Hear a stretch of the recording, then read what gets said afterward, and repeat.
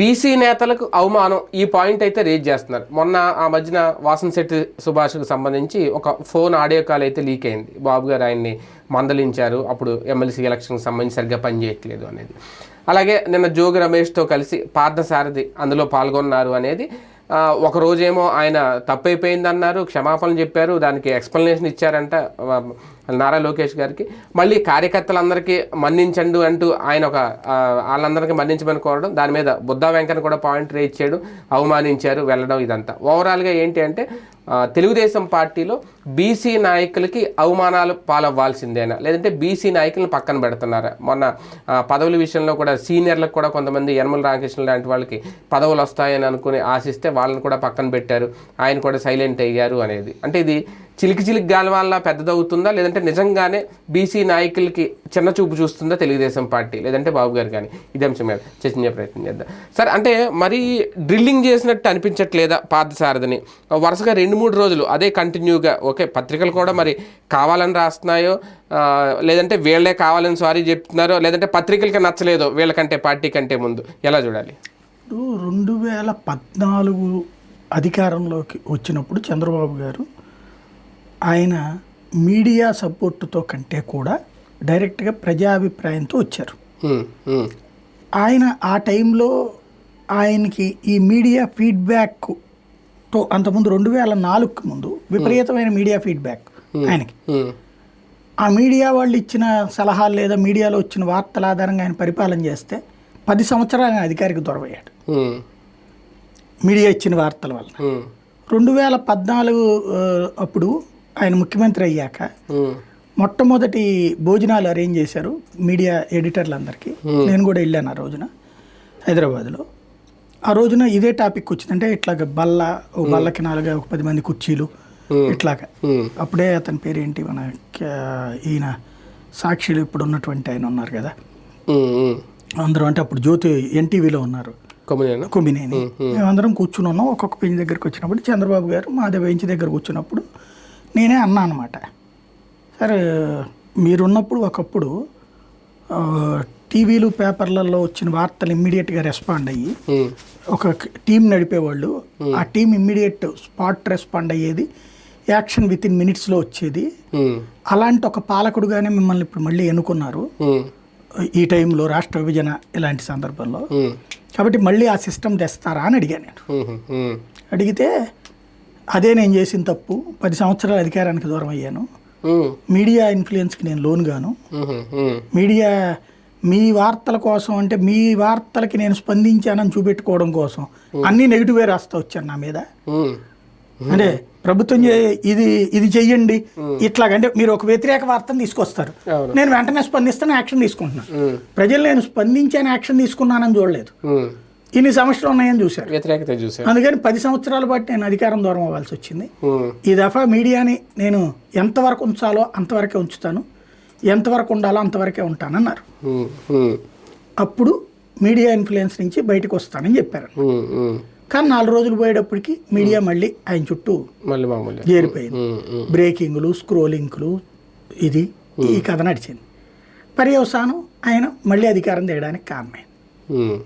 ఇప్పుడు ఆయనకి జరుగుతున్నటువంటిది ఏంటంటే ఈ దఫా మీడియాని అతిగా నమ్ముతున్నారు ఆయన. ఎందుకని? గత 5 ఏళ్ళు జగన్ ప్రభుత్వం టైంలో ఓ రకంగా తెలుగుదేశాన్ని కాపాడుకొచ్చింది మీడియా. వైఎస్ఆర్ కాంగ్రెస్ పార్టీ మీద ద్వేషం నూరిపోయడానికి మీడియా తనకున్నటువంటి ఒక నైతిక విలువను వదిలేసింది. ఓ రకంగా సున్నితమైనటువంటి సిల్క్ పొర లాంటి చీర కప్పేది అంతకుముందు. ఎలాంటిది? 3వ పేజీ 5వ పేజీలోనూ విశ్లేషణలు రాస్తూ, మిగతా వార్తలు మామూలుగా రాస్తూ, ఎలక్షన్స్ అప్పుడు సపోర్టింగ్గా చేస్తూ రాసుకొచ్చేది. కానీ మొన్నటిసారి కంప్లీట్గా నగ్నంగా తమ పార్టీల తత్వాన్ని ప్రకటించుకున్నారు వాళ్ళు. దానికి అనుగుణంగా జగన్ మీద విద్వేషాన్ని రేకెత్తిస్తూ చంద్రబాబు అయితేనే పరిపాలన బాగా చేస్తాడని ఓపెన్గా రాయడం ఏం చేశారు ప్రతి వార్త. ఈవెన్ ఇప్పుడు కూడా జగన్ టైంలో అంతా నాశనం అయిపోతే చంద్రబాబు కాపాడుతున్నాడు అన్నటువంటి కోణంలో రాసుకొస్తున్నారు. అంటే మీడియా కాస్త దాన్ని ఏమంటారంటే మేకప్ వేసుకుని కవర్ చేసుకుంటుంది, తనని తాను న్యూట్రల్ అనేటటువంటిది కవర్ చేసుకుంటూ విశ్వసనీయతని పెంచుకుంటూ తన విశ్వసనీయతని అమ్మేది ఇక్కడ. ఉమ్, ఉమ్. ఆ విశ్వసనీయతే కదా పేపర్ని కొనేదో మనం టీవీలో చూసేదో. అవును. ఆ విశ్వసనీయతని మన దగ్గర నుంచి పొందేందుకోసం మన వైపు ఒక ముఖం చూపెట్టి ఉమ్, అటువైపు ఇంకో ముఖం చూపెడుతూ జాగ్రత్తగా ఒక సున్నితమైన గీత గీసుకుని నడిచింది. ఉమ్, ఇప్పుడు ఆ గీత చెరిగిపోయింది. ఉమ్, కంప్లీట్ నగ్నంగా ఆ పార్టీ కార్యకర్తలం మేము అనే తరహాలో బిహేవ్ చేస్తాం. ఉమ్, అలా చేయడం వల్ల ఆయన విజయం సాధించారు. ఉమ్, దాంతో ఇప్పుడు అదే మీడియా నెత్తినెక్కి కూర్చుంది. ఉమ్, ఉమ్, అట్లాగే సోషల్ మీడియా వాళ్ళు తెగించి పోస్టులు పెట్టి అవసరమైతే అరెస్టులు అయ్యి జైళ్ళకి వెళ్ళి చంద్రబాబు గెలవడంలో కీలక పాత్ర పోషించారు. ఉమ్, ఎందుకు గెలిపించాం మనందరం ఆయన్ని అంటే ఆయన సమర్థమైనటువంటి నాయకుడు, సంక్షోభాల్ని అధిగమించగలడు, సంక్షోభాల్ని పరిష్కరించగలడు, ఆయనకి ఆ బుర్ర ఉంది అని కదా. ఇంకా ఆయన పని ఆయన చేయనియాలి కదా, వదిలేయాలి కదా మనం. కానీ ఇది ఎట్టెందుకు చేసావు, అది అట్టెందుకు చేసావు, ఇది ఇట్టెందుకు ఉండకూడదు, ఈ వార్తలు వీళ్ళు రాస్తున్నారు, దాన్ని పుచ్చుకుని ఆ పేపర్ ఆ సోషల్ మీడియాలో ప్రమోట్ చేస్తున్నారు. ఇప్పుడు చంద్రబాబు మీద నెగిటివ్ వైసీపీ వాడు చేయట్లా, అవును అవును కరెక్టే.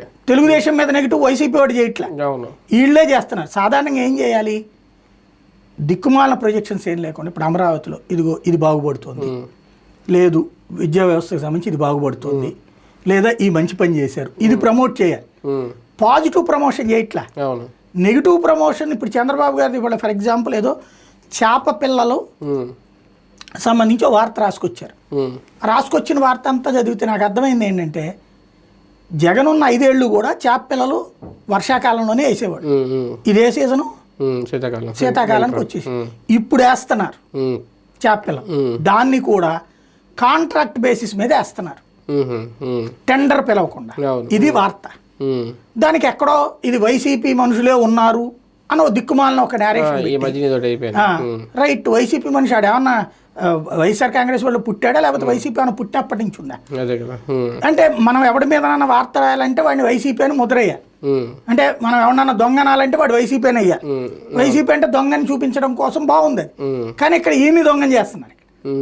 ఇప్పుడు టెండర్ పిలవకుండా ఇచ్చారంటే ఎవరు చేస్తున్నట్టు? అదే కదా, ఇప్పుడు ప్రభుత్వమే కదా. ఇది ఈ కోణంలో ప్రొజెక్షన్ పెరిగిపోయింది. ఇది ఏమైపోయింది, దీన్ని ఏమంటాం అంటే బ్యాక్ సీట్ డ్రైవింగ్ అంటాం, షాడో రూలింగ్ అంటాం. సాధారణంగా షాడో రూలింగ్ ఎట్టుంటదంటే సోనియా గాంధీ మన్మోహన్ని పరిపాలింపజేయడమో, లేకపోతే కేసీఆర్ అధికారంలో ఉన్నప్పుడు కేటీఆర్ పరిపాలన నడిపాడు, లేదా చంద్రబాబు గారి పరిపాలన లోకేష్ పరిపాలిస్తుంటేనో దాన్ని షాడో అంటాం.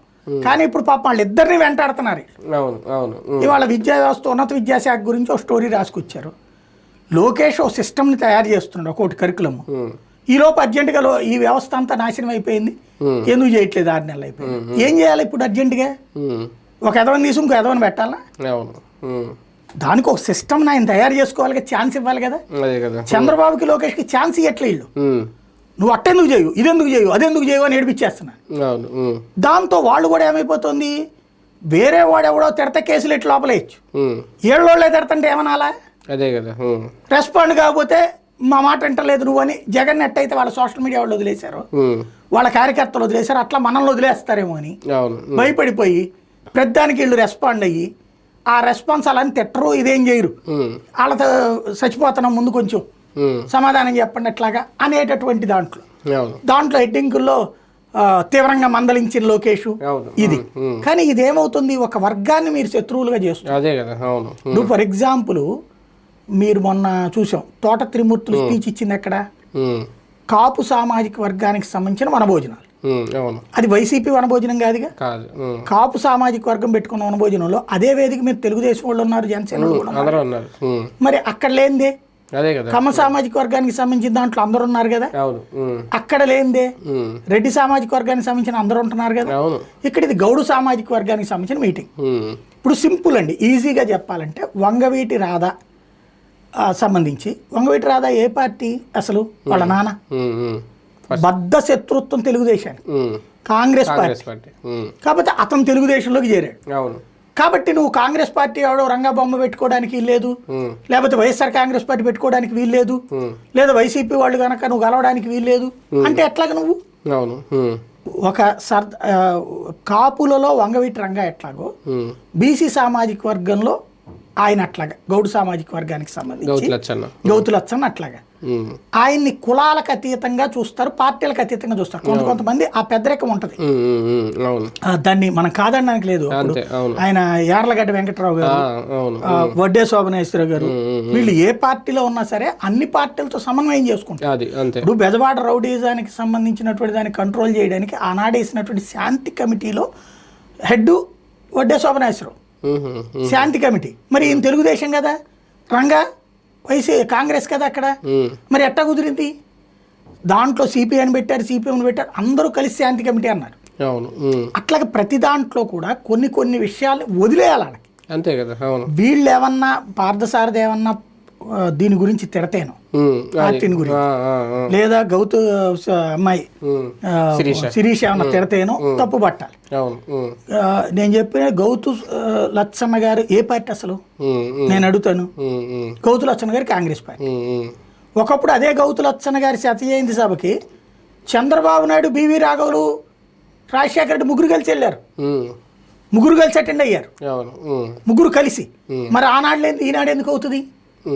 వీళ్ళకి ఇవాళ ఎందుకు ద్వేషం వస్తుంది? ఆ రోజున ముగ్గురు కలిసారుగా. మరి కొంతమంది కులానికి సంబంధించినటువంటి నాయకుల విషయంలో ఆ విధమైన పాత్ర పోషిస్తాం. ఇప్పుడు అంబేద్కర్ గారు కాంగ్రెస్ పార్టీలో ఉండేవారు కాబట్టి ఆయన మా పార్టీ నాయకుడు అంటే ఎట్టగా అందరం తీసుకుంటాంగా మనం. కొన్నిటికి ఆ గౌరవం వదిలేయాలి. ఇక్కడ social media, print media, social media ఒకటి వ్యాఖ్యానించిందంటే ఒక అర్థం ఉంది. పోనీ వాళ్ళ విపరీతమైనటువంటి ఎక్సైట్మెంట్ పెరిగిపోయిందని. కానీ ఇక్కడ పేపర్లు రాయడం ఏంటిది? నువ్వు వాడిని లోపలేసి ఈయన చెయ్యు, వాడిని నువ్వు పిలువు, వాడిని మందలించు, ఈయన మందలించు, ఏంది ఇది? జోగి రమేష్ పోని మాట్లాడింది నేను విన్నా, ఏమన్నా తేడా మాట్లాడాడు. ఒకే ఒక్క ముక్క అతను మాట్లాడింది ఏంటంటే, ఆ రోజుల్లోనే రాజశేఖర్ రెడ్డి రవీంద్ర భారతిలో శత జయంతి సభ పెట్టాడు, కాంగ్రెస్ పార్టీ ఆయన అయినా కూడా అక్కడ తర్వాత నాడు అబ్బాయి ఇటు ఉన్నా సరే పెట్టాడు, శిరీషమ్మ కష్టపడుతుంది, ఇట్లా అని చెప్పుకొచ్చాడు అతను. ఎక్కడ జోగి రమేష్ వ్యాఖ్యల గురించి ఏ పేపర్ రాయలేదు. కార్యకర్తల మనోభావాలు దెబ్బతిన్నాయి, అక్కడ జోగి రమేష్ ఉన్న వేదికని పార్థసారథి ఎందుకు పంచుకున్నారు, ముందు ఆ వార్త రాయగానే వెంటనే తర్వాత బుద్ధ వెంకన్న లాంటి వాళ్ళు ప్రెస్ మీట్ పెట్టేశారు, దాన్ని వాళ్ళు ఖండించేశారు, మళ్ళీ అది ఇంకో వార్త ఇంకా ఫాలో అప్ అనమాట దాని మీద. అంటే ఇంకా పార్థసారథిని ఎంత డ్రిల్ చేయాలో అంత చేస్తున్నట్టుంది. అది ఇక్కడ బేసిక్గా తెలుగుదేశంలో మాట చెప్తారు, బీసీ నాయకులకి బీసీలు ఓట్లేసి గెలిపిస్తే వస్తుంటుంది, కానీ బీసీ నాయకులలో ఒక 3-4 కుటుంబాల వాళ్ళే సక్సెస్ అక్కడ, మిగతా కుటుంబాలను అక్కడే ఉంచేశారు. గ్రౌండ్ లెవెల్లో ఎదిగేలా చేసుకునే టైం ఇది. జగన్ పక్కన బీసీ కార్డు పెట్టుకుని తిరిగాడు మొన్న, దురదృష్టవశాత్తు ఓడిపోయాడు. కానీ ఇప్పుడు ఇట్లా చేస్తే ఏమవుతుంది? అదే కదా, బీసీలకు ఎక్కడైతే అవమానం ఉంటుంది అక్కడైతే ఇస్తారనేటువంటి ఫీలింగ్ లేదా? ఫీలింగ్ వస్తుంది. అవును, ఈవెన్ అందులో పిలిచి పదవి ఇచ్చినట్టు కదా పార్థసారథిని. మొన్నటిగా వైసీపీ ఆయన పిలిచి మంత్రిని చేశారు ఇప్పుడు సింగిల్ టైమ్ లో. ఇప్పుడు 4 రాజ్యసభ సభ్యులు అయితే అందులో 3 రాజీనామా చేశారు. బీసీలకే 4 ఇచ్చాడు అతను. ఆ 3లో ఒకటి బీసీలకి తీసేశారు వీళ్ళు. ఆయన పేరేంటి, సానా సతీష్కి ఇచ్చింది ఏంటి, మస్తానరావు బీసీ కృష్ణకి ఇచ్చారు, కానీ ఈయన తీసేశారుగా. అక్కడ అంటే ఈయన వద్దనుకున్నాడు కాబట్టి తీసేశారు ఒక రకంగా. అప్పుడు బీసీకి ఇవ్వాలిగా, బీసీకి ఇవ్వాలి. ఇంకో బీసీకి ఇవ్వలేదు కదా, మరి యనమలకి ఇవ్వచ్చు కదా. అది యనమల ఫీల్ అయింది అక్కడ కూడా బీసీకి అవమానం అని జరిగింది. అది అట్లాగా కొన్ని కౌంట్ అవుతుంది. కాకపోతే ఇది అర్జెంటుగా వచ్చేసేసి ఏదో సంక్షోభాలు వస్తాయని కాదు, కానీ మన ప్రవర్తన బీసీ నాయకుల్ని ఆయన వేదిక మీద అన్ని కులాల వాళ్ళని నేను పక్కన పెట్టుకున్నాను అంటాడు. కానీ వాళ్ళకి నువ్వు ఇచ్చే వాల్యూ, ఇప్పుడు చంద్రబాబు మనం జగన్ ఏమంటాం, పదవులు ఇస్తే కాదు వాళ్ళకి వాల్యూ ఇవ్వాలి. ఇప్పుడు ఇదే జోగి రమేష్ జగన్ ఉన్నప్పుడు విస్తృతంగా మాట్లాడేవాడు, అవంతి శ్రీనివాస్ మాట్లాడేవాడు కదా, లేకపోతే అతని పేరేంటి గోరంట్ల మాధవ్ మాట్లాడేవాడు కదా. బీసీలు అక్కడ విస్తృతమైన స్వేచ్ఛ అనుభవించారు, కాపులు విస్తృతమైన స్వేచ్ఛ అనుభవించారు. డబ్బులు సంపాదించుకోలేకపోయి ఉండొచ్చేమో, ఇప్పుడు సంపాదించుకుంటున్నారా? అట్లయితే లేదు, ఇప్పుడు సంపాదించుకున్నారంటే అప్పుడు కూడా సంపాదించుకుండొచ్చునేమో. కానీ ఓవరాల్గా జరుగుతున్న పరిస్థితి చూస్తూ ఉంటే, అంటే ఈ టార్గెట్లు ఇవన్నీ బాబు గారి మీద ఏమన్నా ఇంటర్నల్గా ఒత్తిడి పెరుగుతోందా? బాబు గారిని ప్రతిరోజు ఆయనకి టెన్షను, జగన్తో ఏ ప్రాబ్లం లేదు, జగన్ శుభ్రంగా ఏదో 3 రోజులు 4 రోజులు ఆయన రాజకీయాలు చేసుకుంటున్నాడు, ఏదో వచ్చి వాళ్ళ పార్టీని బాగు చేసుకునే పనిలో ఉన్నాడు. అవును అవును. వాళ్ళ సాక్షిది కూడా ఎవడు పెద్దగా ఫాలో అవ్వట్లేదు, వాళ్ళ పార్టీ వాళ్ళు తప్పి. అంతే. అవును. సాక్షి టీవీ వాళ్ళు కూడా అలాంటి ప్రాబ్లం లేదు, వాళ్ళ సోషల్ మీడియా కూడా భయపడిపోయింది, అయిపోయింది. ఇప్పుడు ఆయన ప్రాబ్లం అదేం కాదు, ఆయన ప్రాబ్లం సొంతోళ్ళు. సొంత పత్రికలు రోజు బాబు ఏం చెయ్యాలో డిసైడ్ చేస్తున్నాయి. బాబు ఎవరిని తీసేయాలి, ఏ అధికారిని తీసేయాలి, ఏ అధికారిని పెట్టాలి. అధికారులకు ఇదివరకు అయితే కులం పేరు చెప్పి ఆ కులం అధికారిని అవమానించారని రాసేవాడు. ఇప్పుడు అదే అధికారి ఆ కులపోడని తెలిసినా సరే, నువ్వు చంద్రబాబు టైంలో నువ్వు ఇదే జగన్ టైంలో నువ్వు సరిగ్గా వ్యవహరించలేదు, నీళ్ళే సర్టిఫై చేస్తున్నావు. ఒక రకంగా చెప్పాలంటే పరిపాలన పత్రికలు టీవీలు చేస్తున్నాయి. అది చదివేసి దానికి ఇన్స్పైర్ అయిపోయినటువంటి సోషల్ మీడియా చంద్రబాబును వదిలేసేసి ఆ వార్తలను పట్టుకుని చంద్రబాబు మీద లోకేష్ మీద ప్రెషర్ పెడుతున్నాయి. దానివల్ల నష్టం ఎవరికంటే తెలుగుదేశం పార్టీకి. బ్యాక్ సీట్ డ్రైవింగ్ చేయనీయకూడదు. దానివల్ల ఒకటి తెలుగుదేశం మీద వ్యతిరేకత తెలుగుదేశం వాళ్ళ అనుకూల మీడియాని సృష్టిస్తోంది, తెలుగుదేశం సోషల్ మీడియాని దాన్ని ఫాలో అప్ చేస్తుంది. ఇది వేరే మిగతా తటస్థులకు ఏమనిపిస్తుంది, ఏంది ఇది 24 గంటలు. ఇంకోటి ఈ దీంతో వెనక్కి తగ్గుతుండటం పద్దాక స్ట్రాంగ్ లీడర్ వెనక్కి తగ్గుతూ ఉంటే ఎట్టాగా ఉంటుంది. అది ఓ రకంగా ఆయన క్యారెక్టర్ని దెబ్బతీస్తున్నారు. ఆయనకి నువ్వు పరిపాలన అప్పజెప్పే వరకు ఇప్పుడు నరేంద్ర మోడీ భారతీయ జనతా పార్టీ ఆర్ఎస్ఎస్ అనుబంధ సంఘాలన్నీ పైకి తీసుకెళ్ళండి. నరేంద్ర మోడీ ఏం చేయాలో ఎప్పుడైనా చెప్తుంది ఆర్ఎస్ఎస్, లేకపోతే వాళ్ళ సోషల్ మీడియా ఏమైనా చెప్తుందా? ఆయన ఏం చేస్తున్నాడు అది ప్రమోట్ చేస్తారు, ఒక రకాల పనాలు చేసుకుపోతా ఉంటారు అంతే.